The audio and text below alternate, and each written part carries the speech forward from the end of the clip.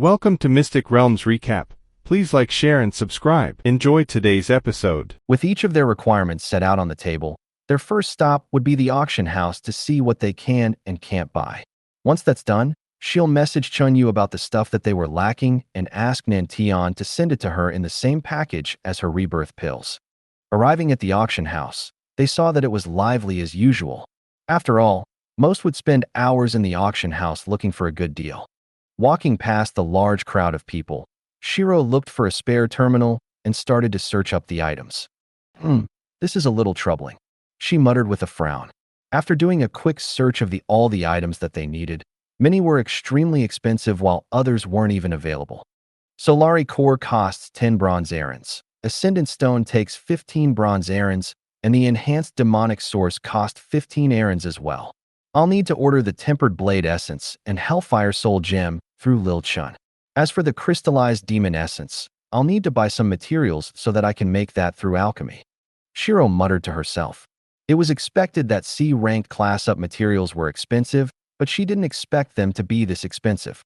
However, while it was a lot of money, if one was to continuously farm dungeons, they should be able to gather this money in a few months if they're with a party. 1 month if they're alone.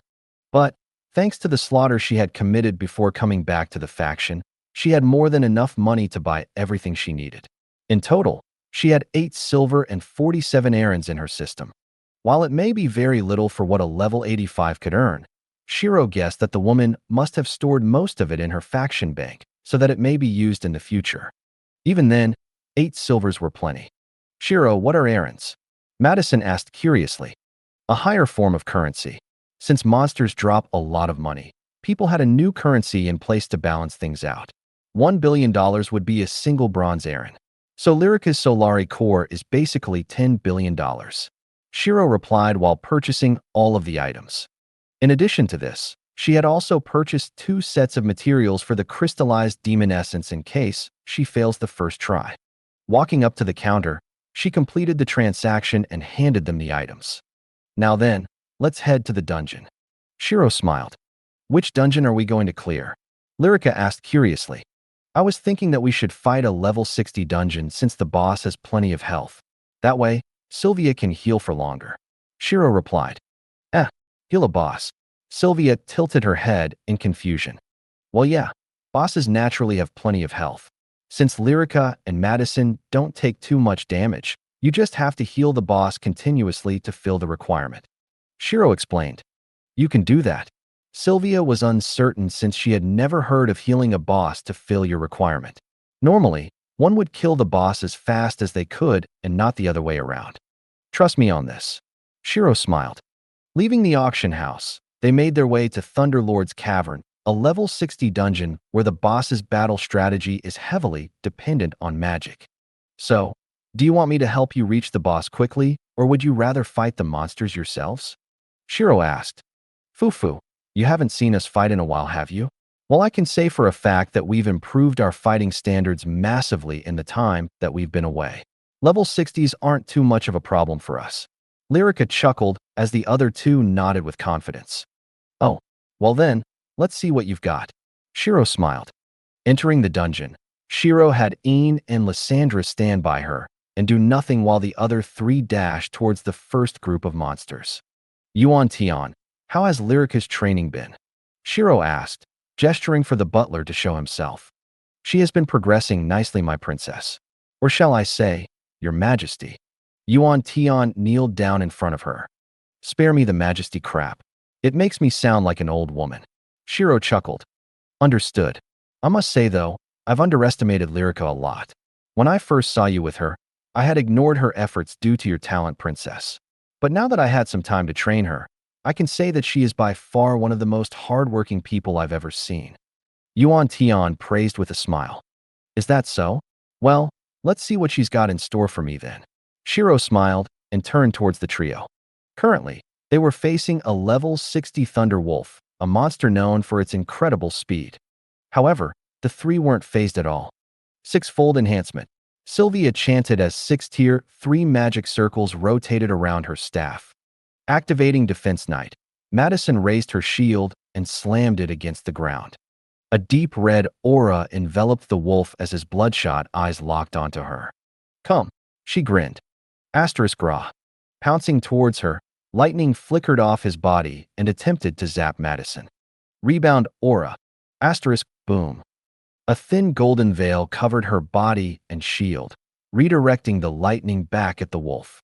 Asterisk bang. Clashing against the shield, the wolf widened his eyes when he realized that he couldn't move her back at all. Heh, a good tank needs to be immovable. Madison grinned. Pivoting on her foot, she shifted her body into the wolf's weak spot and landed a devastating punch. Asterisk crack. Boom. The sound of bones breaking could be heard as the wolf slammed into the cave wall. My turn, Lyrica muttered, flashing before the wolf. Oh my, she's managed to learn Second Phantom properly now. Shiro thought in surprise. Drawing out a sword, it was no longer the dual-ended blade that Shiro had gifted her. Instead, it was a long sword that had a deep red blade. Tracing her finger along the blade, a trail of fire lit up on the edge of the blade. Twirling her sword in her hands, she narrowed her eyes as a soft red glow appeared in her pupil. Asterisk pushy pushy pushy pushy. In an instant, several deep lacerations appeared all over the wolf's body. Opening his mouth, he wanted to howl in pain. However, before he could, Lyrica's sword flickered towards him as her killing intent was very apparent. Slicing along the wolf's face, Lyrica stopped the sword once the tip was where his temple was located. Narrowing her eyes, she pivoted on her right foot. Asterisk bang. Slamming the pommel of the sword with her spare foot, the sword pierced the wolf's brain and killed it. Amen. Her control over her body had definitely improved.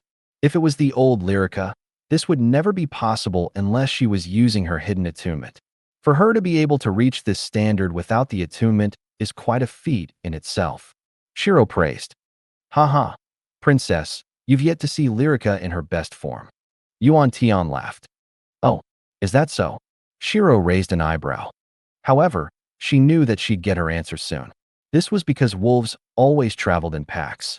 Once you see one, other wolves were bound to be close. Asterisk a woof. And as expected, several wolf howls could be heard as Shiro felt several presences coming closer. Lyrica, you got this? Madison asked. Yup, I want to show off to Shiro after all. Sylvie, buff me please. Lyrica called out with a smile. Of course. Sylvia nodded and slammed her staff down onto the ground. Berserker enhancement. Asterisk, boom. Lyrica's aura turned violent as her hair fluttered from the effects. Berserk skill? No, that's not right. Shiro furrowed her brows.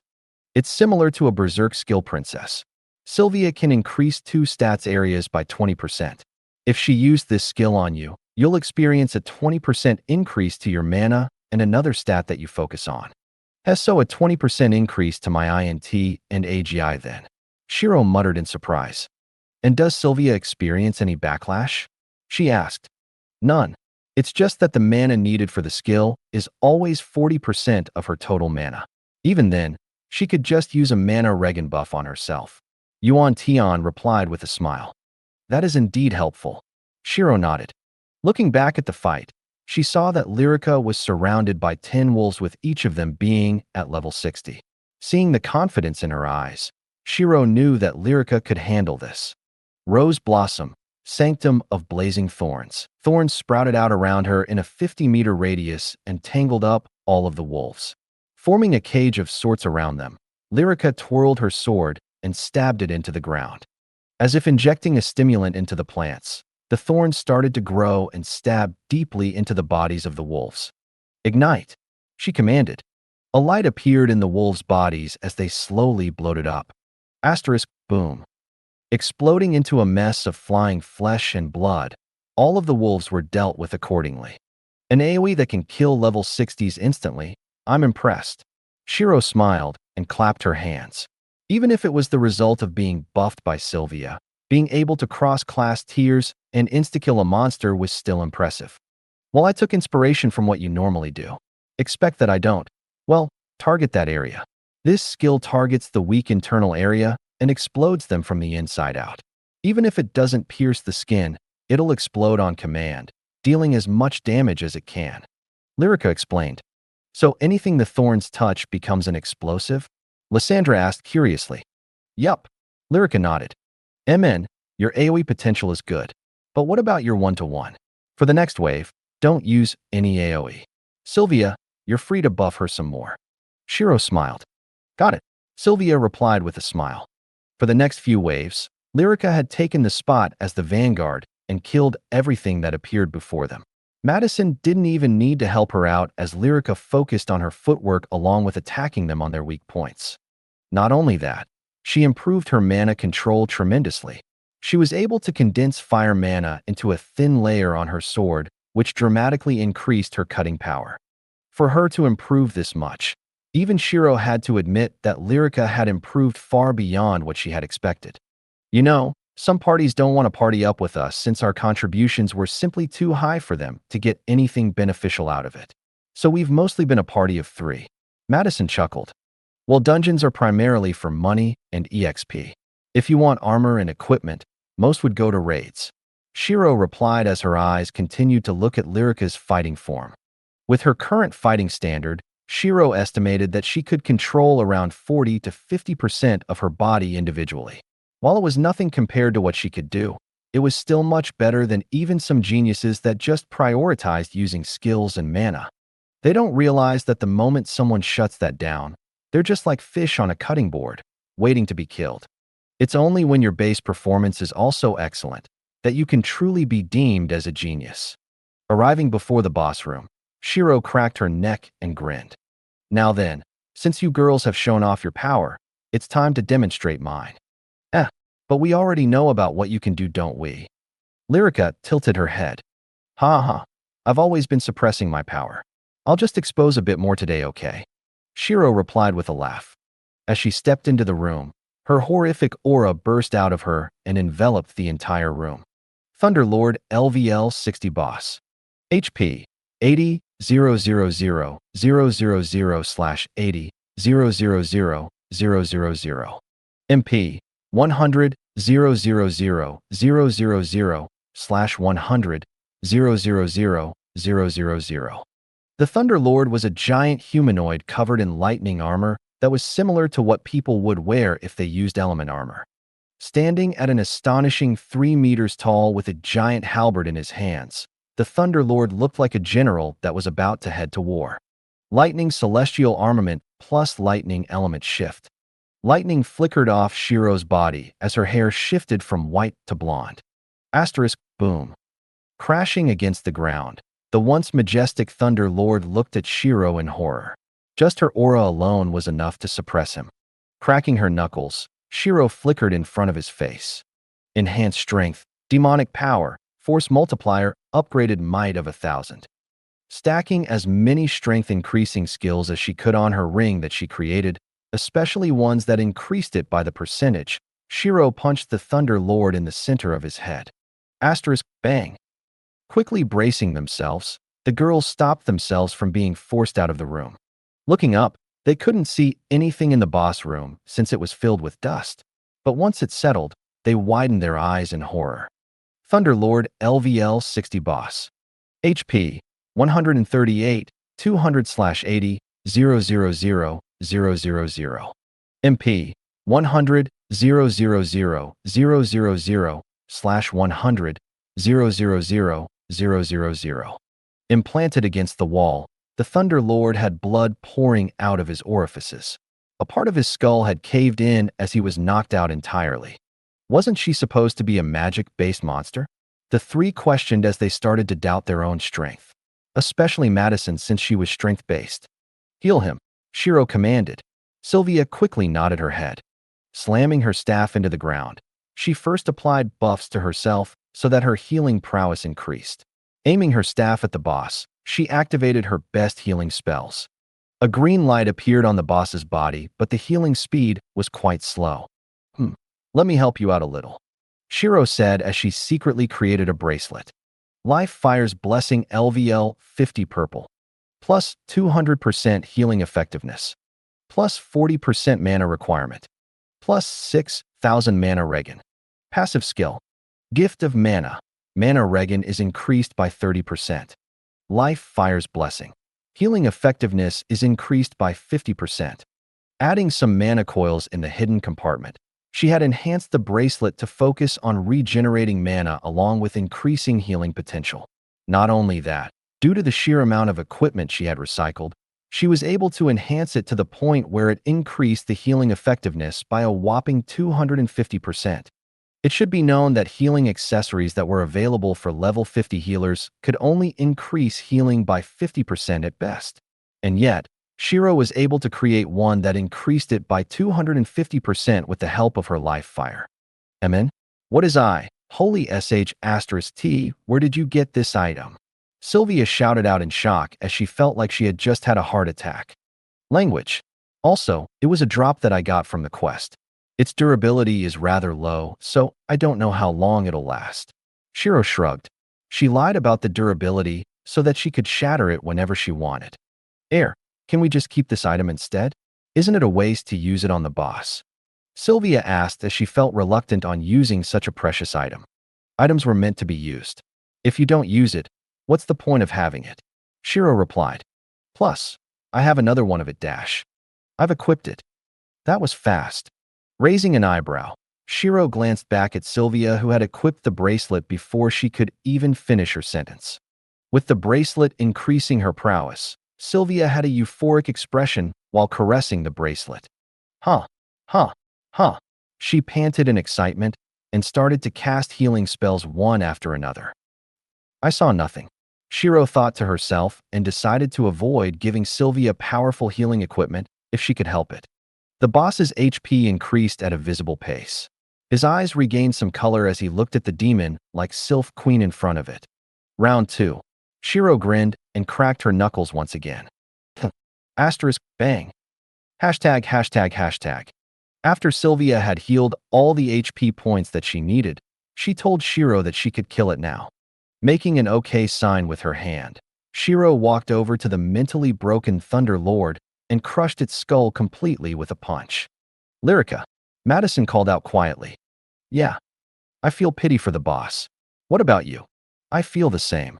As the duo silently gave a prayer to the fallen boss that was tormented, Shiro walked over to Sylvia. So are you ready to class up? She asked. Yup, but let me enjoy this bracelet first. Sylvia replied while looking at the bracelet with infatuation. I almost feel sorry for doing this. Shiro thought to herself. Sylvie, I think I see a crack, she said, pointing at the bracelet. Where? Sylvia widened her eyes and quickly examined the bracelet. Seeing the crack, Sylvia felt like her own heart had been pierced. But what happened next caused her heart to shatter. Crack. Bang. Shattering into dust, Sylvia's breathing stopped. No, after calming Sylvia down, Shiro had her focus on her class up. First, I want a replacement. You said that you had a second bracelet. Sylvia pouted. I lied. No. ###. After calming her down for a second time, she finally upgraded her class. Motes of light started to fill the room as they surged towards Sylvia. Wrapping around her body, they shrouded her figure. Feeling the mana being gathered towards Sylvia, Shiro backed off a little and wondered what kind of class she would get for her to experience such a phenomenon when classing up. While it couldn't be compared to her triple S rank class up, it was still more violent than the average class up. Boom. A pillar of light erupted out from Sylvia as a soft orchestral echo could be heard. Sylvia LVL 51, Healing Saint. Healing Saint? I've never heard of this class. Shiro thought to herself in surprise. As the light died down, they saw Sylvia standing there with her eyes closed. Her appearance had changed slightly as her hair shifted to a turquoise color that was mixed with white. Her features had been refined while her bosom stayed the same, thankfully. Opening her eyes, the group could see a pair of beautiful golden irises that looked back at them. I got an A-ranked class. Apparently, I fulfilled some hidden conditions and unlocked this class. Sylvia smiled. Congrats, Sylvie. I wonder if I'll get a hidden class again, haha. Madison laughed and congratulated her. Congratulations.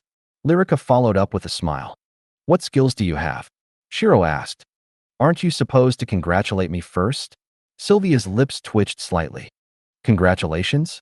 Anyhow, what skills did you get? Shiro raised an eyebrow. URG, straight to the point as usual. Sylvia sighed. All of my skills have been enhanced, and I've gained 2 new skills.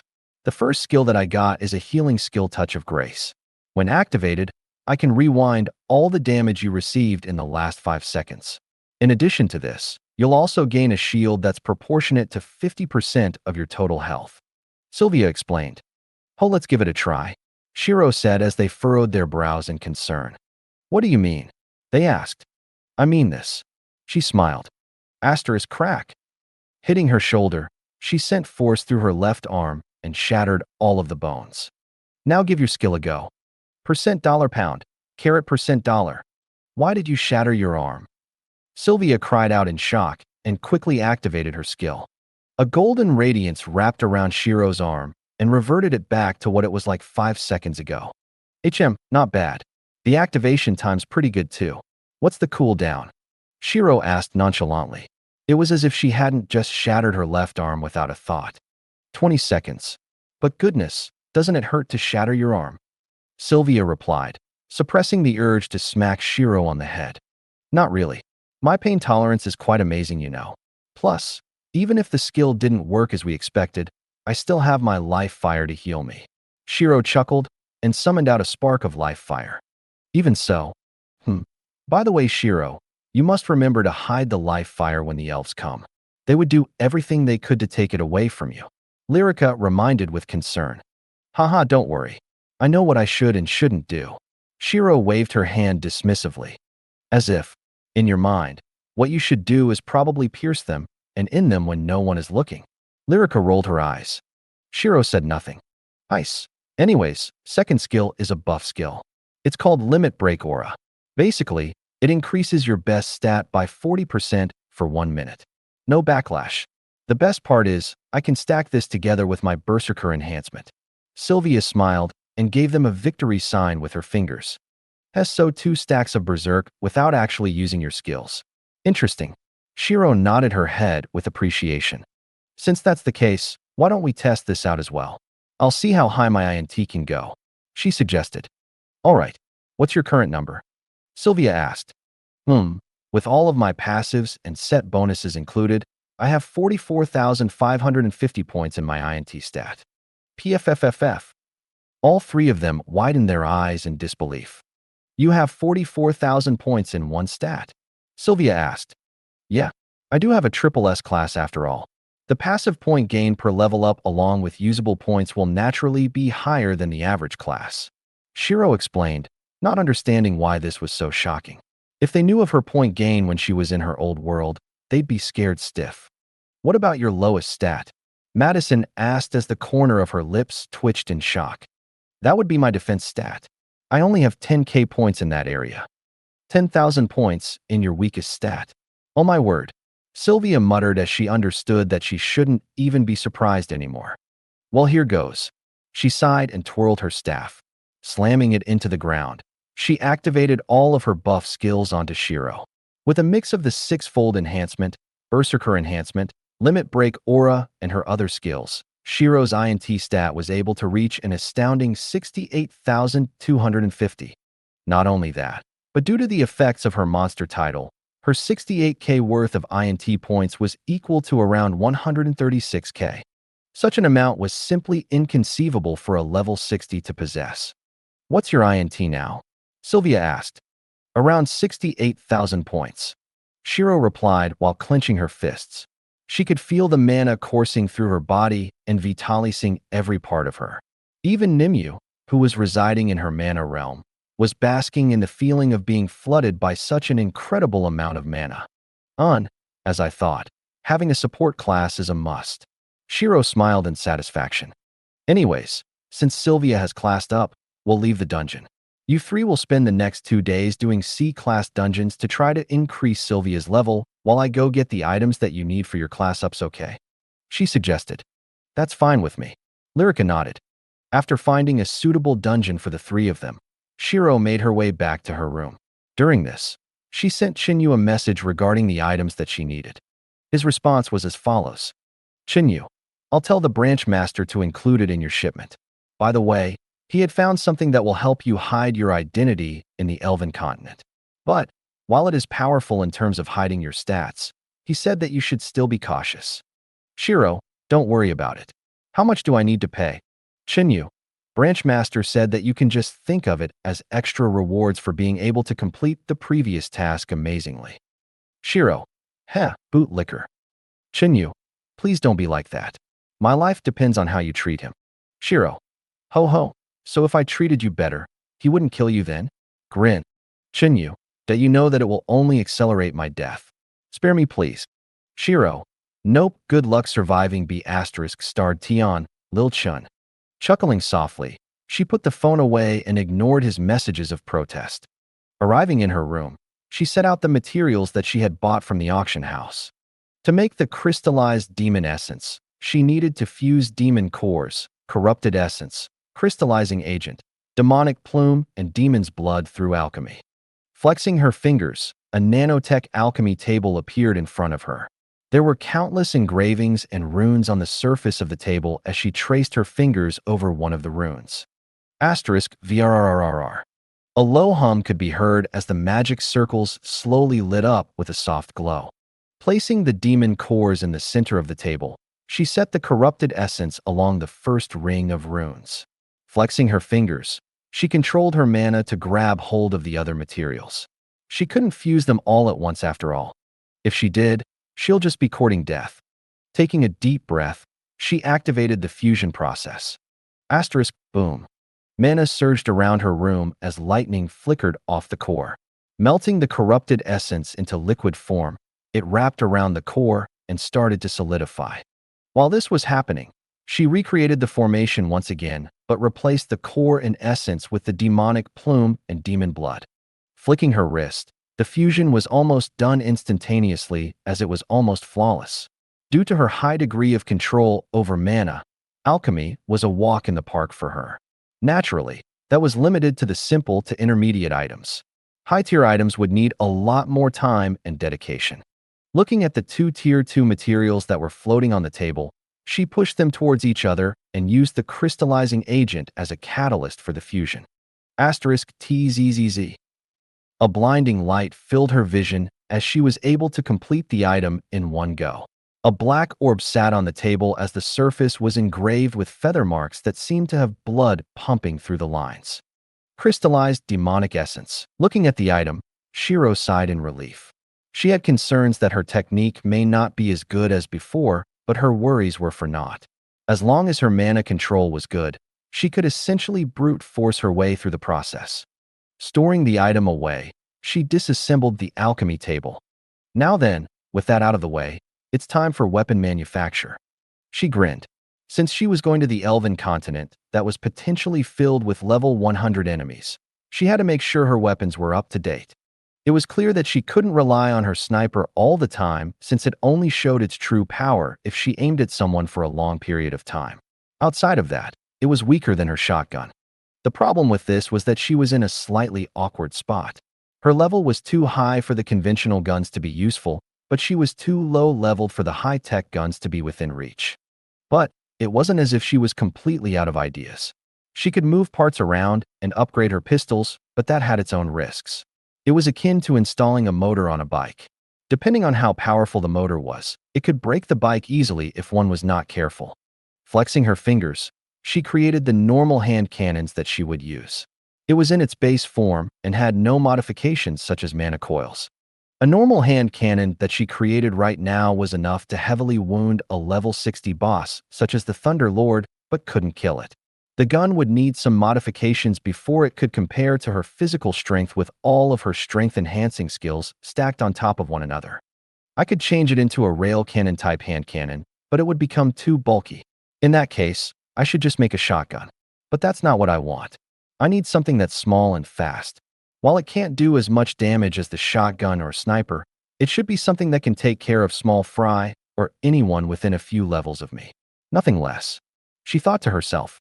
The second option that she had was to capitalize entirely on the fact that her current race and class had a huge affinity with elements. She had a skill that could fuse elements with her nanobots, but that was only a temporary buff that wouldn't last for long. She needed something similar to a skill component that would enhance her weapons. Right now, I have 6 elements that I can use. Fusing glacial would only slow them down and freeze a small portion. Depending on the potency of my ice after fusing, it would either become extremely helpful or useless. Should she use her glacial element, the best situation would be one where the bullet froze their body and remaining force shatter that ice, taking out a chunk of their flesh. But that was the best case scenario. If their resistance was high, unless it was ice that summoned straight from her hands, it would barely affect them. Lighting, on the other hand, would increase speed and penetration power. But the problem was that to fully utilize the lightning with a charging chamber, the hand cannon would simply be too chunky to use properly. Metal might work if I focus on reinforcing the hardness of the bullet and its sharpness, but the downside would be that the bullet may become quite heavy. This left Shadow, Dark Star, and Light element. Shadow was enhanced by calamities, so it contained a corrosion effect as well. A perfect candidate for eating away at her enemy's armor. But it wasn't enough to kill them in one hit. Dark Star was similar to Shadow, that was also set aside, which meant that only Light was left. The main problem with this is that Light didn't have enough weight behind it to penetrate the armor. Sure, it is also very hot, but should they have reflective material or resistances to magic, her light bullets would be rendered ineffective. Wait a minute, what if I fused my gun with race skills and element skills? If I can find the right balance, I'll have a weapon that is the result of fusing the benefits of both my classes. Shiro muttered with a smile. Glancing through her skills, she realized that she only had one race skill that was suitable for the current predicament. Fey Illusions. A skill that can make physical illusions. If she were to use this, she could reverse the element that appears along with changing the location of her bullet to trick her enemy. But there was one more fearsome usage that could completely change the fight. Invisibility. If she was to erase her bullet's presence using this skill, it would become the best sneak attack. One that was undetectable. If I wanted to enhance this, I'll use Shadow element to increase the stealth and add a corrosive side effect. I can probably also incorporate another element if I was careful. She muttered and started to tinker away at her hand cannon, creating skill chips along with several intricate components. She spent the next few hours estimating the balance she needed in the gun for it to work at optimal power. Too much or too little of a component would cause the entire gun to malfunction. In essence, she was creating a new blueprint for a weapon. Unlike the other blueprints that she had stored in her database, this wasn't refined by countless scientists, nor was it tested time and time again to ensure that it works. She had to do all of that by herself. A tedious process, but one that ignited the creativity within Shiro's heart. While Shiro was completely immersed in her work, Lysandra used this time to practice condensing her mana. When she saw Lyrica's performance, despite being buffed by Sylvia, she saw that Lyrica's mana control was much better than hers. Lyrica could condense her mana into a thin blade that increased her cutting power by several folds. While she could do the same, Lysandra knew that the sharpness of her mana blade was inferior to Lyrica's.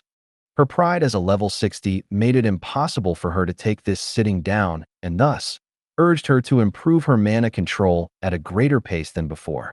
Without even knowing it, Shiro had sparked a rivalry between Lyrica and Lysandra, one that would push Lysandra to greater heights. As for Ian, she was just eating mana crystals. She learned absolutely nothing. 3 hours later, Shiro had completed the first prototype. Unnamed Hand Cannon Mark 1. Where shall I test it? Shiro muttered and looked around. In the end, she decided to do it in the room. Pressing her palm against the wall, she layered the walls under several layers of mana barriers and ice to increase its hardness. Creating a metal target, she aimed her hand cannon and pressed the trigger. Asterisk, bang. Looking down on her hand, she saw that the gun had blown up and completely eradicated her hand.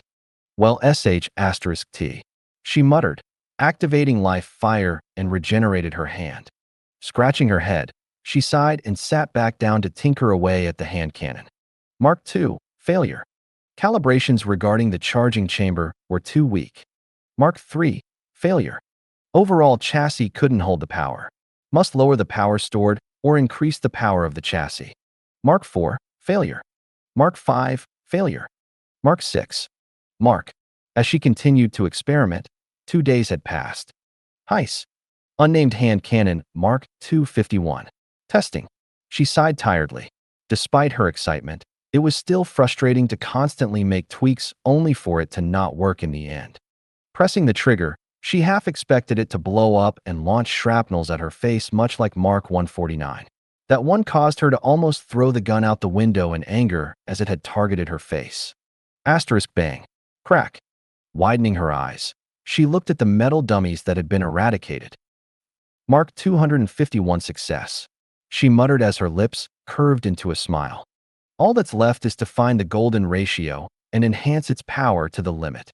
Thankfully, this only lasted a few hours. It's done, she smiled.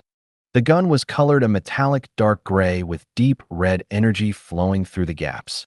An energy chamber could be seen along the side of the barrel, while the bullet chamber had mana circuits carved into the surface, which enhanced the bullet's power. Since this is a new weapon made from a combination of both classes, I'll name you Genesis. Shiro grinned and caressed the gun softly. Genesis LVL-60 Hybrid Hand Cannon, orange. Looking at her new gun with a small smile, she disassembled it and filed away the finalized blueprint. She was going to mark it as in development for now, since she could always increase the power limit of the weapon as she leveled up. This also meant that she could add more compartments to the weapon itself. As much as she wanted to take the weapon for a test run right now, she had to get all of her items from Chunyu since today was the third day. Only one more day remained until the elven royalties arrived at the faction. Grabbing her phone, she raised an eyebrow when she saw the number of notifications from Chunyu. Shiro, sorry about not responding. I was busy for the past few days. What's up? Chunyu, finally. Anyways, I just wanted to tell you that all of your stuff is here. Branch Master had even found you a disguise item that should help you hide in the Elven continent. Honestly, you're very lucky. Branch Master ran into this item while it was being auctioned off in the best auction house in the world. Shiro, how much did it cost? Chunyu, Master said that you could give him your affection if you're worried about payment. Shiro, well, he can go F***CK himself. Chunyu, thought so. That's why he just said that you should keep doing the sect missions for him.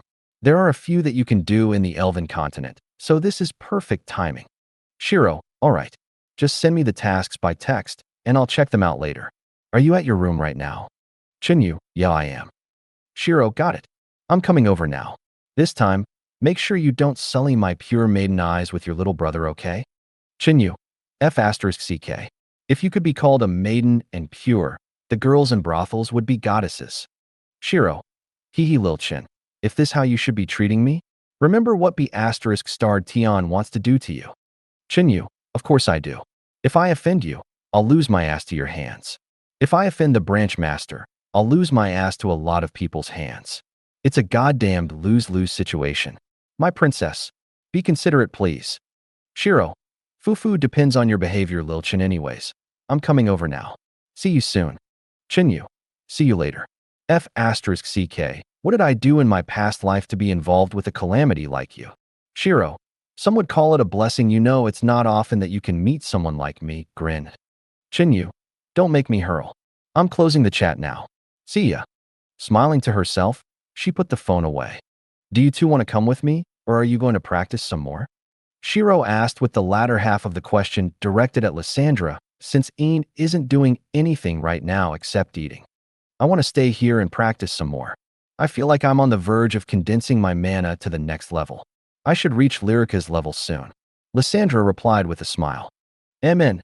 Good, you can do it. Shiro encouraged. However, when she looked over at Ian, her lips twitched in disappointment. Why is the adopted daughter better than the blood-related? Why didn't I get Lisa as the blood-related daughter? Heis. Mom, please don't look at me like I'm not helpful. This baby is just relaxing my mental state right now. That way, I can ensure that I'm at peak form when we fight. If you relax anymore, you'll become a goddamn potato. Shiro retorted in disdain. Potatoes can still be used to grow more potatoes. If I become a potato, you'll have to deal with 10 times more me's. Can you handle that, Mom? Ian replied with a smug grin. Can I fry this unfilial daughter for Phoenix meat? At least an increase to my INT stat is more helpful than her right now. Lisa, you can use your sister as a target for your mana practice. Shiro said and flickered out of the room. Silence enveloped the room as Ian slowly turned her head to Lysandra. Lisa, Surely you won't treat your big sis harshly, right? I'm sorry. Waga. Hashtag, hashtag, hashtag. Flickering through the city, she arrived at Chun Yu's window and phased through without knocking. Yo, she called out with a grin. TCH, I knew you wouldn't knock, Chun Yu said with disdain. Currently, he was sitting in his chair with a rather small package on the table. Is this it? Shiro asked curiously. Yeah. Inside should be the storage bracelet with all of your items inside it, including the disguise item. He replied while pointing at the package. Got it. Thank you, Lil Chun. Unfortunately, I'll be gone for a while when I go to the Elven continent. You'll be quite lonely. She grinned and ruffled his hair. Ga? I told you not mess my hair up. He complained, quickly backing away. Haha. See ya. She waved and left the room in an instant. TCH. Here for the items, and leaves the moment she got them. He clicked his tongue. Messaging Nantian about her getting the items. He placed his phone down and laid on his bed. In the time she'll be gone, Nantian should be bothering someone else that was closer to the Elven continent with regards to Shiro. Thankfully, this meant that he'll finally have a few weeks or maybe months of peace and quiet. Asterisk B's is easy. Feeling a soft rumble, he knew that Nantian replied. Nantian, you'll be switching places with Yuxing. She'll be responsible for Varisha while you follow Shiro to the Elven continent. F***CK? Why me? He cried out in shock. Chinyu, wouldn't it be easy for Yuxing to just talk with Shiro? Why do I need to go over? Nantian, because she's more dangerous than you. She's a hardcore S**X addict, and you know it. She doesn't mind either gender. Compared to you, she's the one I have to be more on guard with. Chinyu, wait, you're afraid that she'll assault Shiro? Nantian, no? I'm afraid that she'll piss Shiro off and get killed.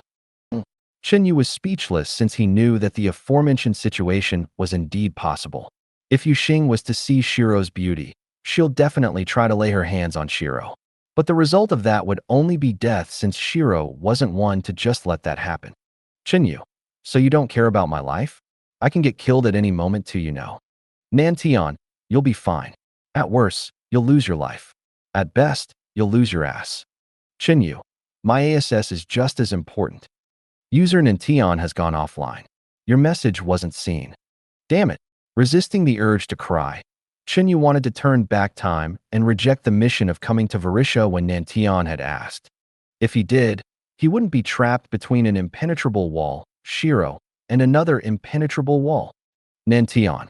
While Chinyu was cursing his luck, Shiro was checking through the contents of the bracelet while making her way towards Lyrica, Madison, and Sylvia's location. Seeing that everything they needed to class up was in the storage, she looked at the disguise item. Assassin Prince's earring, broken, orange. An item that belonged to the assassin prince who was hunted down by the world. While broken, it retained some of the power it had held during its prime. Passive skill, in plain sight. An enhanced version of the skill disguise that would take more mana cost per inspection, but is harder to bypass. Cost, 10,000 MP per inspect. Duration, until user deactivates. Cooldown, not applicable.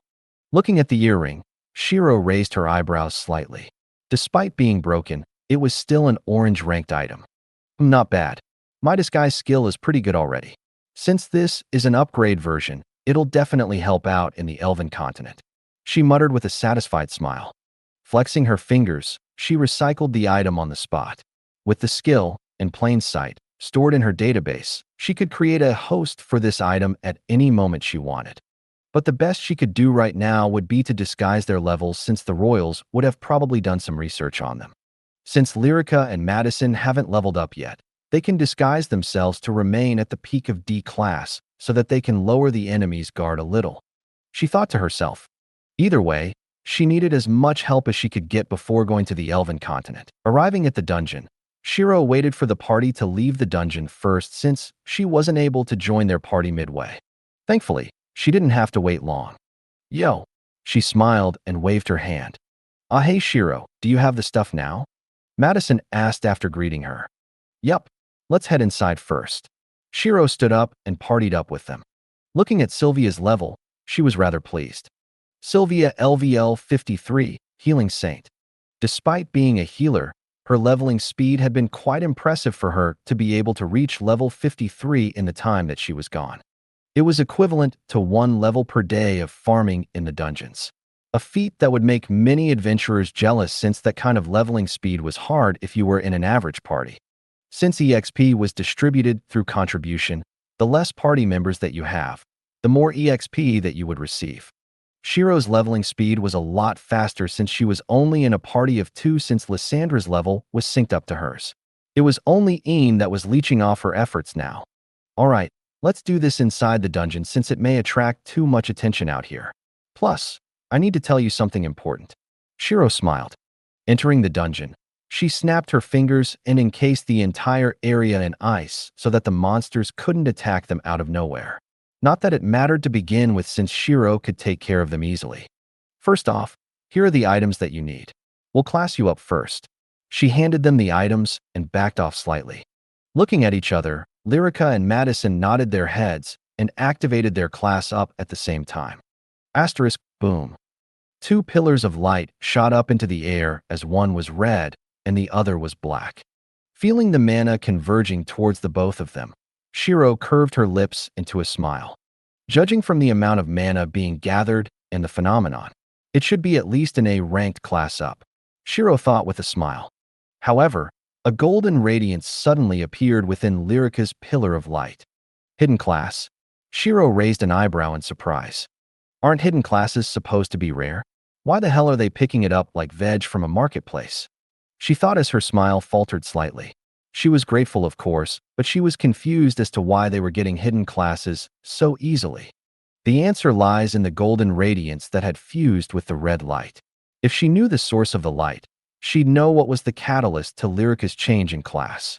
Narrowing her eyes, she glanced towards the source of the light. The necklace. The source of the light was in fact the elven saint's blessing that Lyrica had shown her when they were back in Kairosa. After learning about her background, Shiro knew that the item belonged to Lyrica's mother, but she didn't know why it sparked a change in her class up. This also affected Madison as some of the golden radiance merged with her light too.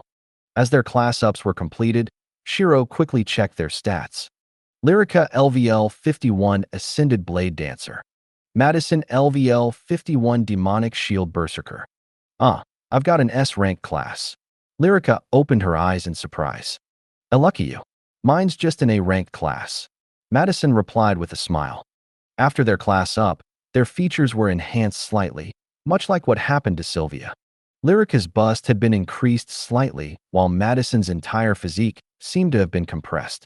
Her bosom wasn't as big as before, but it still caused envy to surge from Shiro's heart. So what skills did you two get? Shiro asked. I've got a new berserk skill and a sword skill. The berserk skill is called Ascended Limits, and it increases all of my stats by 20% for 5 minutes when activated. Backlash is 60% muscle fatigue and minus 30% stats for 3 days. As for the sword skill, it's better if I showed you. Lyrica said as she pulled out her sword. Shiro, are you able to make me a target? She asked. Sure. Flexing her fingers, she created a reinforced ice dummy. Taking a deep breath, Lyrica readied her sword and dashed towards the dummy. Locked down, she muttered as her figure flickered for a moment. Before the party realized it, her doppelgangers slashed against the dummy at the same time, leaving deep cuts all over its body. Tada, she smiled as the doppelgangers faded to mist and dispersed itself. My second skill is called Fatal Lockdown. It summons 3 copies of me and attacks the enemy at the same time. The lower their health, the more damage I do to the enemy. It has increased crit chance and crit damage, but its base attack is a little low. Listening to Lyrica's explanation, Shiro circled her ice dummy and inspected the damage. Out of the 4 attacks, the one from the back had almost cut her dummy in half. She speculated that this was the result of a critical hit since the damage was much greater than the other attacks. A good skill to take someone off guard.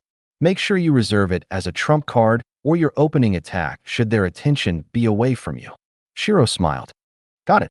Lyrica nodded. What about you, Maddie? Shiro asked, turning towards Madison. Me? Well, I got 2 tanking skills that reduce damage by the percentage and 1 berserk skill that massively increases my strength and defense stat. Madison replied. How much do they increase? Strength is increased by 50% while defense is raised by 80%. This lasts for 5 minutes, and the backlash is somewhat similar to Lyrica's. For 3 days, I'll experience an overall stat decrease of 30% along with muscle fatigue debuff. Head defense increase by 80%. Especially good if a big boss goes into berserk mode. But at the same time, we'll have to kill it within that 5 minutes, or we'll be in trouble. Shiro nodded. Say Shiro, I've just realized this, but why is your stats much lower than the monster in the dungeons? Their health and mana are in the tens of millions. Lyrica spoke up. I'm not sure. Probably because I haven't exactly focused on leveling up my monster title. That and maybe the situation is different. I'm an intelligent monster that's escaped from the dungeon while they're copies that are spawned time and time again. Shiro shrugged. No one knew how the dungeons reset, but some people have theorized that it may be something similar to a time loop system. The start of the loop is when the monsters are spawned, and the end of the loop is when the final boss is killed. Once that is done, the cycle repeats. But if this was the case, a new question raised, and that was who set up this loop? Was there a higher entity that set up the system for the dungeons to be this way? Despite her curiosity, Shiro didn't focus too much on it since to her, it was just a waste of time for now. Rather than seeking out an answer that she had no use for and couldn't do anything about, she'd rather use her time to develop new weaponry. While setting that aside, I've managed to get some earrings that will help us in the Elven continent. They have the skill called in plain sight, and it will disguise your stats. We'll set your class back to level 50 since that's what everyone knows and can confirm. This way, the royals wouldn't know of our true power. Shiro smiled. But they have disguise removal formations everywhere. Disguise orbs and similar items are useless. Lyrica frowned in concern. Don't worry about that. This is an orange-grade item that was obtained from a reliable source. At worst, we'll have to fight our way out. Shiro shrugged. You know that if we're found out, it'll be a very serious situation, right? Don't make it sound like a street fight. Madison massaged her eyes tiredly. Well, there's only so much that we can do. We can't prepare for everything, so we can only take what we can get. Shiro shrugged. You're right. Madison nodded. Hence why we'll all be training intensely for the next day. We should have around 30 hours till they arrive, give or take. Which means a month's worth of training time for you. Shiro grinned sadistically. Since everyone in the party could kill monsters of a higher level, it meant their power output as a party would be huge. With their power output, they should be able to breeze through a high-level dungeon. Seeing her smile, all 3 of them shivered and paled. It's going to be a fun 30 hours. For the next 30 hours, Shiro had Lysandra and Ian join them for a level 65 dungeon. While the monsters were tough, it was still within their reach and they could kill them with their combined power. Shiro, however, took this chance to test out her new weapon, Genesis. Where did you find another gun, Shiro? Lyrica asked while decapitating one of the monsters with the help of Lysandra. This? I just got a few items and upgraded my old pistol. Shiro replied with a smile since they had already seen the Harbinger's song, which she created during their fight against the Blood Monarch. What does it do? Madison asked curiously. Fufu, just watch. Shiro smiled. Raising her hand cannon, she glanced at the monster that was jumping towards her and grinned. Asterisk clack.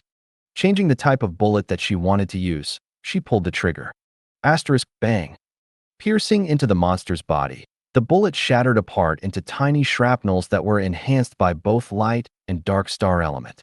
As they both had links to fire, they were surprisingly compatible despite one being light and the other dark. Shredding through its body, the bullets charred its insides to dust. Asterisk Urek. Crying out in pain, the party could see the monster kneel down lifelessly. As it collapsed against the floor, its body shattered apart thanks to the force and exposed the charred insides. Yeesh. Damn, I didn't think it would one-shot a level 65.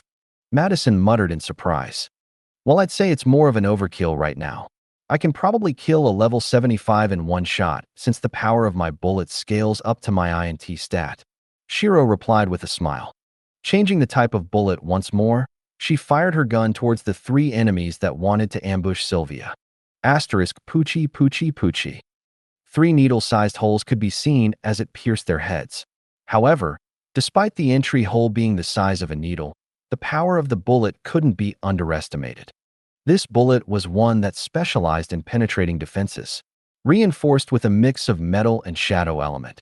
It would pierce the enemy's armor and release a torrent of corrosive shadows in their body. Not only that, but the bullet itself would also expand and change its shape, helping it shred through their internal organs. Right now, if one were to look carefully, the bullet had changed its shape to resemble a blender blade. How many types of bullets do you even have? Madison asked, since the wound caused by her second bullet was completely different from the first. For a weapon and bullet to work on monsters, Madison didn't even want to know about the manufacturing costs of hiring a talented blacksmith for this. Oh, I got 5 types of bullets so far. The first 2 you've seen. They're called the internal burn and internal rupturing bullets. For the third bullet, it's called the phantom bullet since it's invisible. Fourth is called glacial bullet, and it's rather self-explanatory. As for the fifth and last type of bullet, it's called lightning web, which should be pretty self-explanatory as well. Shiro replied with a smile. Damn, can you add more bullets in the future? Madison asked. Of course. Shiro nodded. However, despite the fact that she made it seem like nothing, she'll have to recalibrate the weapon all over again. That was because any conflicts between the systems would cause an overall shutdown and blow up the gun. While she could make multiple guns for multiple bullets, it would take too long in a fight and would be quite a handful. Yes. Can I give it a try? Madison asked, as she was quite curious about how a gun would feel. Ever since Dungeons and the system came to be, guns were effectively useless since they couldn't fight against mana. This made it so that the gun industry stopped entirely as people aimed to make weapons with mana instead. Sure, just brace yourself for the impact. Shiro warned and handed her Genesis. It's heavier than I thought. Madison muttered and aimed the gun with both hands. Pulling the trigger, she could feel a decent chunk of her mana being sucked away. Asterisk bang. Gah. The recoil caused her to lose grip of the gun. Smashing against her face, the gun fell on the ground. You okay? Shiro asked while picking up the gun. How the hell do you even use that with one hand? Madison asked as she rubbed her face in pain. High stats, and I distribute the force evenly to lessen the impact. Shiro replied with a smile. Let me try again. I refuse to let a gun defeat me. Madison protested. Sure. Sylvia, Lyrica, you two can give it a try as well. Shiro offered with a smile. Nah, I'm fine. My strength stat is nowhere near as high as Maddie's. I'll only hurt myself more. Sylvia chuckled. I'll stick with swords for now. Lyrica shook her head. All right, but if you want to go, just tell me. Mom, can I give it a try? Ian asked. You? Shiro raised an eyebrow in disdain. For a bird that put most of her stats in INT and didn't know how to redistribute the force, there was no way that Ian could handle the recoil. What? I just want to give it a try, okay? Ian pouted. Ice, you can try after Maddie. Lisa, you want to give it a try too? No, I'm fine. Lysandra rejected for the same reason as Lyrica. Nodding her head, Shiro turned towards Madison once more. This time, since she was prepared for the recoil, she adjusted her posture and center of gravity. Taking a deep breath, she pulled the trigger. Asterisk bang. Firing the weapon once more, the gun wasn't blown out of her hands, but she was still affected by the after effects. SSSS. Damn, the recoil of this gun is insane. Madison complained while trying to shake off the pain in her hands. Well, it's a powerful gun after all. The recoil is necessary. Shiro shrugged with a small smile. Taking the gun, she handed it to Ian. Now give it a try. Shiro sighed. Just watch me. Ian pouted. Taking the gun, she copied Shiro and aimed down with only one hand. Before anyone could warn her, she pulled the trigger. Asterisk bang. To their surprise, she didn't move at all and wasn't affected by the recoil. See? This baby is strong. Ian scoffed and gave Shiro her gun back. What just happened? Madison asked as her smile fluctuated. She had just been defeated by a mage/glutton in terms of strength. She just reinforced her body with the ridiculous amounts of mana that she has. A single shot took around 500k to 1 million worth of mana points. Shiro rolled her eyes. Asterisk cough. You found out. Ian smiled embarrassingly since she had thought that she camouflaged it rather well. Of course I did. But B+ for effort. Shiro smiled since what Ian tried, despite being highly inefficient, was indeed a viable option. Once they've increased their mana control along with efficiency, they'll be able to use some of her more powerful weapons despite not having the STR stat for it. Even now, Shiro is only managing to use her weapon due to her insane body control, mana control, and overall stats due to her monster title. A only B+. In pouted. Try harder in your spare time then. Be like your sister and work hard. Shiro laughed. URG. ####. 30 hours, or rather, 30 days passed quickly as they spent the entire time killing level 65 monsters. On the 20th day, they had switched to a level 70 dungeon since the leveling was slowing down a little due to their increase in levels. But it was worth it since the party had received a rather big power-up before the Elven Royals arrived. Shiro LVL 64 Mystic Sylph Queen. Ian LVL 65 Dark Star Calamity. Lysandra LVL 64 Soulbound Archangel. Sylvia LVL 59 Healing Saint. Lyrica LVL 56 Ascended Blade Dancer. Madison LVL 56 Demonic Shield Berserker. Despite their party level right now, they could easily take care of a level 70 dungeon. While Lyrica and Madison were only level 56, with Sylvia's buffs, they could handle it more or less.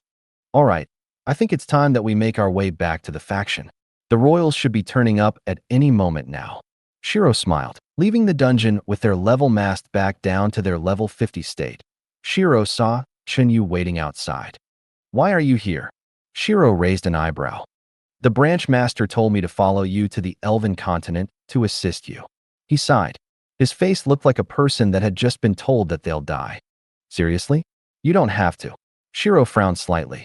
I have to because the disciple that we have in the Elven continent is rather strange. It'll be dangerous having her around. Chunyu replied with a shrug. Shiro, who's this? Lyrica asked. This is Lil Chun. Aka Chunyu. He's the middleman between me and that merchant. Shiro explained. Asterisk cough. Chunyu choked on his saliva as he realized that Shiro had regarded the branch master as a merchant at best. I'm sorry, branch master. Seems like your efforts might be in vain. Chunyu thought with pity in his heart. Hi, I'm Lyrica. Nice to meet you. Lyrica smiled. Chunyu. As he greeted the party members one by one, he memorized their levels and classes. They just exited out of a level 70 dungeon. Surely, their levels would be above 50 already. Must be a disguise item. But doesn't she know that it wouldn't work in the Elven continent? He thought to himself. He had also removed his disguise since he knew that he'd be found out. Chunyu LVL 57 Phantom Blade. Phantom Blade, huh? Sounds like an assassin class. Shiro smiled. That's because it is an assassin class. Chunyu rolled his eyes. Hey, then why don't you just follow us? We're lacking an assassin. Shiro offered. How many times do I have to tell you that I don't want to join you? I'm only doing this because Branch Master ordered me to. Chunyu retorted. Even after all the things we went through together. Shiro grinned. Correction. After all the things that you put me through, joining you will be the last thing on my mind. Chunyu sighed. Fine. Let's go now. Shiro laughed. Meanwhile, Lyrica watched with a pout and instantly put Chunyu on her danger list. Say Lyrica, Shiro's being quite close with that Chunyu guy, isn't she? She even calls him Lil Chun. Madison whispered over. Say, it'll be fine as long as he dies of natural causes, right? Or perhaps if he were to somehow disappear in the Elven continent. Lyrica asked with a smile. Lyrica, don't think about it. Shiro still needs him to talk to the merchant. Madison replied. TCH. Ignoring the fact that Lyrica was plotting his death, Chunyu followed the group from the back. So you've been put through a few situations as well, huh? Sylvia smiled apologetically. You too. Yeah. It's been a while, and I still can't get used to it sometimes. Sylvia sighed. I get ya. Chunyu nodded. So what kind of situation were you forced into? Well, my boss is basically using me as a sacrifice despite it being my holiday, and Shiro is actively going against my boss, which may result in me losing something cherished by most men. You. Chunyu smiled depressingly. I was forced to bite the neck of a rabbit, witness Shiro break her arm just for a test along with her other shenanigans. Sylvia replied. Huh. They both sighed tiredly. Glancing back, Shiro chuckled slightly when she saw Chunyu and Sylvia discussing about their troubles. While their situations are rather similar, she mused. As they approached the faction building, Shiro noticed that there was a lack of staff, and some disciples were waiting anxiously at the gates. Elder, One of the inner disciples called out. Amen? What's happening? Shiro asked curiously. The other elders told me to guide you to the main hall, since we've got VIPs. They also wanted everyone in the party to go as well. The inner disciple replied. All right, but why are you so nervous? She asked. Because a fight might be breaking out soon. ####. Why are they not here yet? A dignified man said with a frown on his face. He had short blonde hair and a pair of sharp green eyes. A single glare from him would make you want to kneel in respect. Currently, he sat in the main chair while the other elders were standing in the hall in front of him. Blythe LVL 94 Domain Master. Besides him were the 4 level 100 escorts and the level 120 powerhouse. Morthal LVL 120 Elemental Emperor. I'm sure they're in a dungeon right now, Your Highness. After all, everyone wants to level up.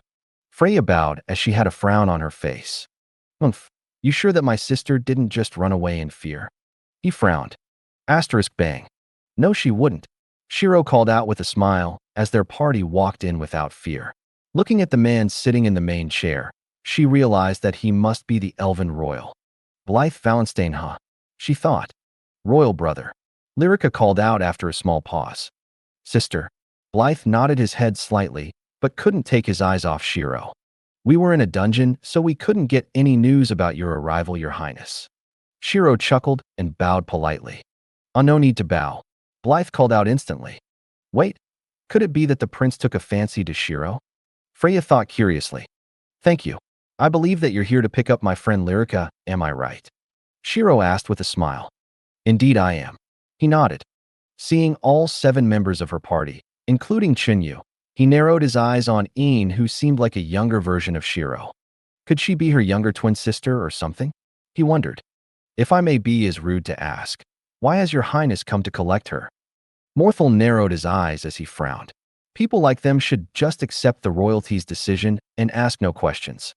However, before he could make a move, Blythe raised his hand and gestured for him to stop. Turning to Lyrica, Blythe held back the disdain in his eyes and smiled. You've been away for quite a while now. The elders along with the other members of the royal family wish for you to return to the Elven continent. It isn't good for a member of the royal family to be away from the country after all. Despite the fact that he claimed they wished to see her, Lyrica knew that it wasn't a request, but rather an order. Clenching her fists, she knew that it would be bad if she was to reject or show any form of negative reaction. I understand, but can my party follow me to the royal capital? She asked. Of course. They're welcome to come along. Blythe replied with a nod of his head, but in reality, his welcome was only extended out to Shiro and Een. He had no care for the others, especially not this sister of his. Since it took you a while to arrive, we'll be leaving straight away. He smiled and stood up. However, Shiro shook her head. We can't leave just yet since Lyrica still has to pack some of her stuff. Morthal glared at her since it was a stupid request. What would a single useless girl have that the royal family doesn't? Feeling the glare of a level 120 on them, the party shivered slightly as sweat started to drip. Shiro wasn't affected at all and frowned. Morthal, stop at once. Blythe glared at him. But Your Highness th. Shut up. What is a few minutes for us? He cut Morthal off mid-sentence. Understood. Morthal sighed and nodded his head. Backing off, he narrowed his eyes at Shiro in wariness. Out of all the people that he's released his pressure on, no one below level 100 could stand against him. And yet, a level 60 element sage had actually shown no reaction. He decided to place his focus on her for now, since it was very likely that she had a disguise on right now. But once they arrived at the Elven capital, it would be useless. Now, I apologize for that. You can naturally pack everything that you need, but I do need to inform you that we definitely need to leave by the end of today. Blythe smiled. Of course. However, they didn't know that the true reason was for Shiro to implant some nanobots by their sides without them knowing. If she was to make any suspicious movements on the trip, she may not be able to set up an ambush should it be required. But since they were still at the faction building, she could do anything without raising too much suspicion.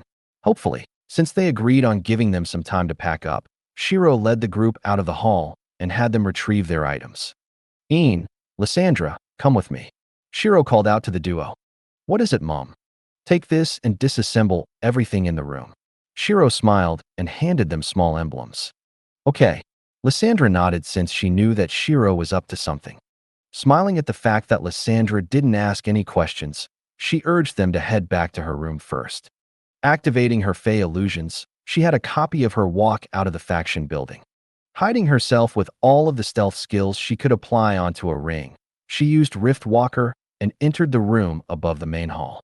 Narrowing her eyes, she pressed her palm against the floor carefully and released a few strands of nanobots. Making sure that they were as undetectable as possible, she controlled them mentally. While she was trying to sneakily hide nanobots on their bodies, Morthel and Blythe had set up a formation so that no one could hear what they were talking about. Morthel, I'm disappointed by your actions today. Were you questioning my decision? Blythe narrowed his eyes as his face was cold. No, but your highness. That Shiro woman isn't normal. She was able to stand against my pressure and remain calm. Her level is surely forged. Morthel kneeled. I've already done my research. She is indeed a level 60 element sage. When Winter's Grace recruited her as a guest elder, she was but a lowly D-class adventurer who had shown up in New York. According to the records, she has amnesia and didn't know anything beforehand. There are records showing her first meeting with my sister along with the other members of her party. Only problem is that the girls named Lysandra and Ian have no records whatsoever. But our records in Varisha aren't complete, so it's no wonder. We can take our time with that. Plus, do you really think that she could make a move against a country? Even if she was valued by the faction, a faction would never go against a country. Blythe scoffed. But your highness, in this day and age, a single person at tier 4 and 5 could threaten a country. Should we not nip danger at the bud, it'll come to bite us back. Morthel warned. I'll take note of your consideration. However, we should not treat her badly. After all, where would you see such a beauty? Someone of her standards are not often seen. Blythe smiled. Clenching his fists in annoyance, Morthel could only nod his head and agree. To think the prince of a country would be swayed by beauty over the people. He thought with annoyance, but kept it in his heart. Little did they know, a certain sylph was listening in on their conversation. I'll need to keep my guard up around Morthel. He seems like one of those people that are extremely cautious. Since he's level 120, he's been through a fair share of trouble. As for Blythe, I'll pierce him when this is all over. Flexing her fingers, the nanobots split apart and crawled on their clothes. Burying themselves in their accessories, the nanobots copied the mana signature so that it would not be discovered. I should also implant some nanobots on the guards. If I'm careful with what I'm doing, I should be able to convert them into robots that do my bidding. Unlike the prince and the tier 4 powerhouse, they won't be too worried if a few guards were to seem off. Swiping her finger, Shiro narrowed her eyes and had the nanobots crawl into their spine through the neck. All they will feel will be a little sting, but the result is them slowly losing themselves. With that done, she left the upper floor with a smile on her face. With this, I should have 4 level 100 puppets in due time. While their power will be reduced by quite a bit, they're still genuine level 100s. She muttered to herself. Since the prince had his eyes on her, she couldn't do anything suspicious. Hence why she decided to control the level 100s as puppets. Normally, she'd be against this since she liked to experience everything for herself, but she had no choice right now. Once she showed suspicious movements, it may put the whole party at risk. Speaking of which, I might be able to find some info out about Kuromi in the Elven continent. If she could piss off a potential tier 5 entity, there will surely be some records. There's also her family. I still don't know where they live. Shiro muttered. While she had no guilt in taking over Kuromi's corpse, she did feel pity for those that knew her. Having someone you know and love living well would spark joy, but once they realized that the original host was dead, any reminder of the original host would only bring sorrow.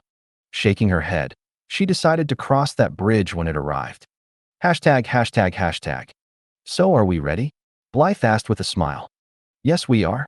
We've already prepared everything. Shiro replied. She made sure to keep up appearances now that the prince was apparently interested in her. She needed to make sure that she didn't piss him off too soon. What about you girls and Guy? She turned back to the party. Seeing that Chunyu was technically in the party as he was joining them to the Elven continent, she changed her sentence and added Guy at the end. MN, we're ready. Lyrica responded. All right, follow me. We'll be using the mount that we arrived in.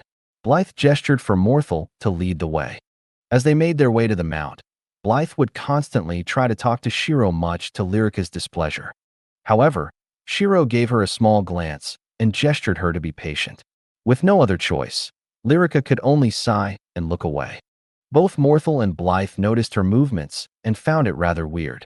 But in the end, they didn't think more of it. By the time they arrived at the mount, Shiro had learned quite a lot about the Elven continent. The continent was named after the first owner of a Saintess class, Muriel, the first Elven sword Saintess. Located across the seas, the Elven continent Muriel was a lot closer to the front lines when compared to where they were. It was dubbed the Ruined Continent since everything here was old and outdated. Even the monsters were too low level for the people near the front lines to even think about. It was to be known that the Ruined Continent hosted a large majority of the countries on Earth. USA was an example of this. However, there were some parts of Earth that had shifted to the new continents: Russia, China, Korea, United Kingdom, Philippines, and Japan. These were just some of the countries that had shifted. There were more, but their names had either been changed due to the people living there or if a powerful group had occupied the location. As time went on, higher-tier people started to emerge, taking over countries and declaring it as their land. Since they were extremely powerful, none rejected this. Even the other high-tier powerhouses were fine, since a fight between the two would cause more harm than good. The closest country to the Elven continent was Japan, home of the assassin hero, Minamoto Keiko, who also lead one of the largest factions in the world, the Rising Sun faction. Elven continent, Muriel, on the left and Japan on the right. It was to be expected that there will be trades between the two, as the Rising Sun faction has some influence over the Elven continent. After learning about this, Shiro was frowning in her mind, since this makes everything more annoying. If they were to get entangled with one of the strongest factions in the world, then it would be putting oil on fire. She had an idea of what she could have done in the Elven continent, but the fact that Japan was net to Muriel threw several abnormal variables into her plans. It seems like I should start focusing power distributions throughout the world along with factions that I should keep an eye on. At the rate we're growing, it's inevitable for us to tangle with them. Shiro thought with a serious face. What's wrong? Blythe asked as he realized that Shiro was frowning. Emin? Nothing. You should know that I had amnesia, so all of this is new information. Shiro replied with a smile. I understand. If you wish to know more, there is a royal library. While I can't say that it's the best in the world, it is definitely near the top in terms of prestige, and you can find stuff that aren't even on the internet in there. Blythe chuckled. I will most definitely visit when I have time. Shiro smiled politely. Soon, they arrived at the docking bay where all the mounts are located. Laying in one of the mount bays was a green dragon. Its mighty body was coated in green scales that seemed like it could block everything that was shot towards it. Corvin LVL 100 Infant Jade Dragon. A dragon? Madison widened her eyes in surprise. Even Chun Yu was surprised, since he didn't think that the Elven royals would be so extravagant as to use a juvenile dragon as a mount. One must know that dragons were prideful monsters that would rarely submit, especially the young and rebellious dragons. He estimated that they must have taken it away from its parent when it was just an egg. But even if that was the case, they must still deal with the adults, since they were extremely protective of their young. For them to use a dragon as just a transport mount to another country, Chinyu couldn't help but applaud their wealth. Corvin, we're back, Blythe called out with a smile. Opening its eyes slowly, Corvin nodded its head and cracked its neck. Asterisk roar. Crying out while stretching its wings, its giant body stood up on all fours. This roar had startled all of the other mounts, as they couldn't help but quiver in its presence. However, the same couldn't be said for Een. Narrowing her eyes, she bared her teeth in anger. Her hair fluttered from her mana as Shiro knocked her on the head to calm her down. Don't make a scene, Shiro whispered. With the help of her nanobots, she was able to isolate the sound so that they couldn't hear her. But the dumb reptile is provoking me. Who the F***ck is the king of the skies, ah? This bird will teach him a lesson. Een raged quietly. Is there a problem, Shiro? Blythe asked with a smile. Hearing her brother calling Shiro's name with such forced familiarity, Lyrica couldn't help but feel like she had just burst a vein. With two people that were on the verge of exploding due to anger, Shiro could only glare at them both to calm them down. "It's nothing, Your Highness. It's just that Ian was a little startled by Corvin's shout just now. Please don't take offense," she replied politely. "On no offense taken." Walking towards Corvin, Blythe had him lower his wings so that they could get on his back.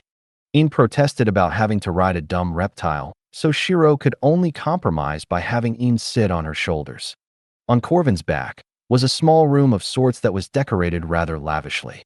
This is a spatial formation that we had some of our top experts create. Similar to the storage bracelets, spatial formations have been used to make room inside the construct to be bigger than what one would see on the outside. "Are you not afraid that the space would collapse and turn you to dust?" Shiro asked with an innocent smile. Morthal couldn't help but twitch his lips in annoyance.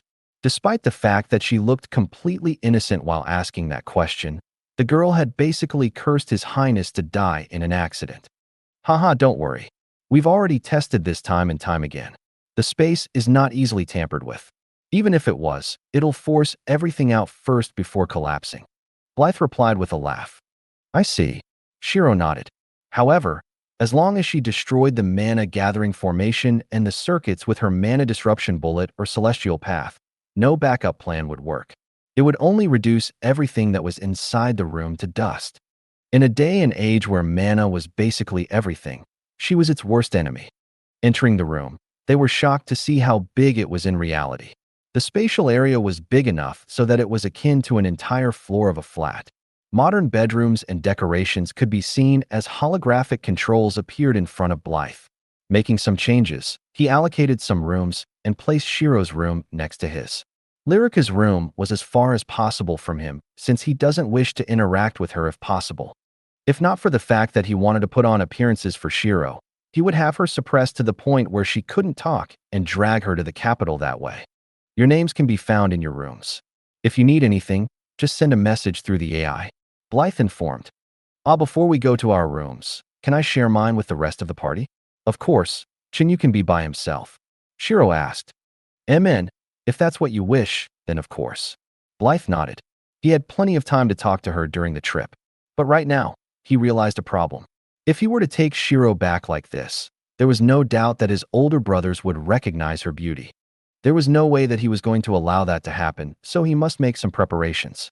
Shifting the rooms around a little, Blythe had joined their rooms together into a giant room. "The trip will take around a week. Enjoy yourselves for the time being." He smiled and made his way to the main bedroom with his escorts.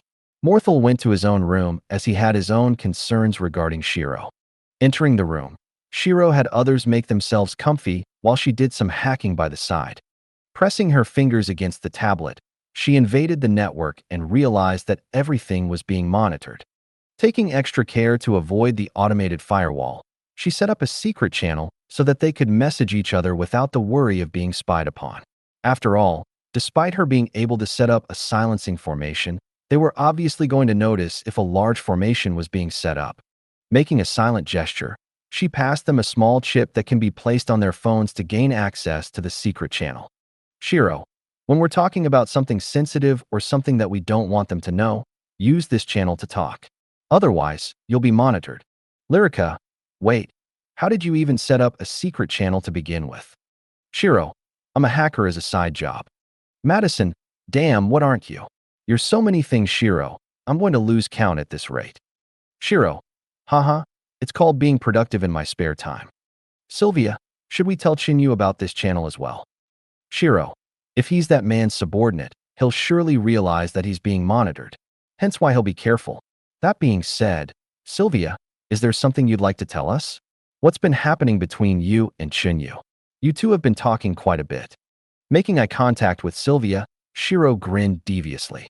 Sylvia blushed a little as she jumped onto the bed, planted her face into the pillow, and refused to answer. "Shiro, rest up for now and practice on mana control or something. I'll be doing some research about the Elven continent. Later tonight, we'll take a bath together since it'll give you some extra benefits." "Lyrica, bath together?" Looking at Shiro in shock, Lyrica couldn't stop her face from becoming red as well. "Madison, I know it'll give Lyrica benefits, but why us?" "Shiro, That's because I have the spirit of the mana springs with me. When I bathe, it effectively turns the bath water into the mana springs and helps reinforce your body and purify your mana. Reading her response, Lyrica couldn't help but sigh in disappointment. Madison, that makes sense. But it turns out that you were indeed the one that robbed the Ospar family of their treasured mana springs, huh? Shiro, well, you see, it's like this. Explaining the situation regarding spirits and her status as the only Sylph Queen, the girls understood why Nimue had followed Shiro. Lyrica, I see. So we should bathe with you as often as we can to reinforce our mana. Shiro, pretty much. Seeing her confirmation, Lyrica praised Nimue in her mind. Talking for a little longer, Shiro instructed them on a few practices that they could do to improve mana control. Looking over at Ian, who was pouting because she had to ride on the back of a dumb reptile, Shiro convinced her to train harder so that she could suppress a dragon with ease. Using the dragon as a target of anger, Ian sat down and focused on improving her mana like a good daughter. Seeing that everyone was practicing diligently, Shiro smiled and turned to the laptop. She was going to make sure that she understood the general power distribution state of the Elven continent before they arrived. Thank you for watching. I hope you enjoyed today's episode. If you did, please like, share, and subscribe.